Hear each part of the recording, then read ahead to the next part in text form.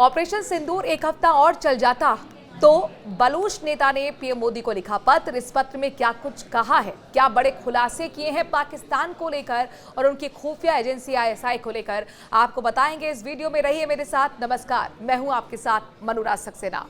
बलूचिस्तान के मानवाधिकार कार्यकर्ता और पत्रकार मीर यार बलोच ने प्रधानमंत्री नरेंद्र मोदी को एक खुला पत्र लिखा है।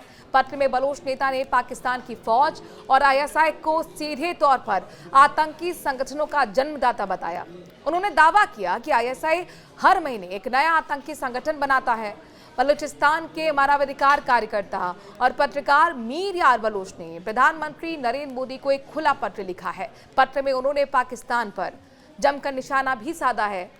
इस लेटर में उन्होंने 1998 में पाकिस्तान की ओर से बलूचिस्तान में किए गए परमाणु परीक्षणों को जनसंहार की शुरुआत बताया और दुनिया से अपील की कि वो पाकिस्तान के परमाणु हथियारों को जब्त करें।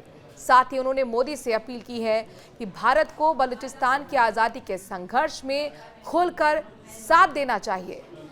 पत्र की शुरुआत मीर यार बलोच ने 28 मई 1998 को पाकिस्तान की ओर से बलूचिस्तान के चगई में किए गए परमाणु परीक्षणों से की है। उन्होंने लिखा है, पाकिस्तानी फौज ने नवाज शरीफ सरकार की मिलीभगत से बलूच जमीन को बर्बाद कर दिया।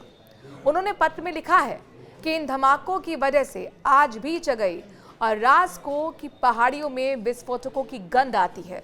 उन्होंने इस बात का जिक्र किया है कि इस परीक्षण से कई खेत उजड़ गए, मवेशी मर गए, बच्चे विकलांग पैदा हो रहे हैं। पाकिस्तानी फौज और आईएसआई है आतंकवाद के जनक। पत्र में बलोच नेता ने पाकिस्तान की फौज और आईएसआई को सीधे तौर पर आतंकी संगठनों का जन्मदाता बताया है। उन्होंने दावा किया है कि आईएसआई हर महीने एक नया आतंकी संगठन बनाता है और उन्हें भारत, अफगानिस्तान, बलूचिस्तान, यहाँ तक कि अमेरिका और इजराइल के खिलाफ इस्तेमाल करता है।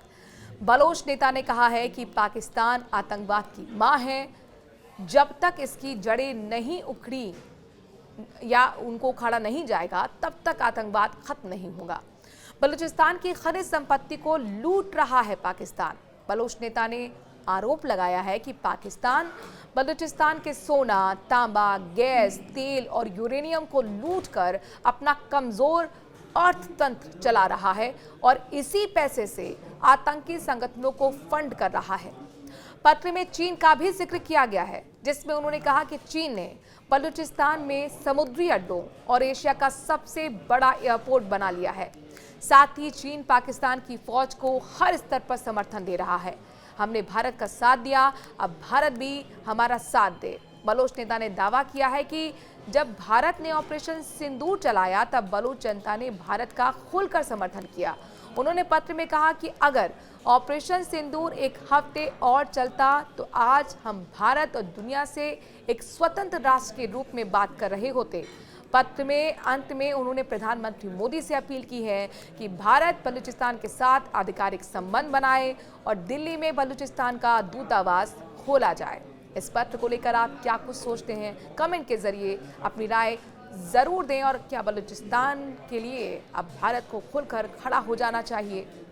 अपनी राय जरूर हमें पहुंचाएं। नमस्कार।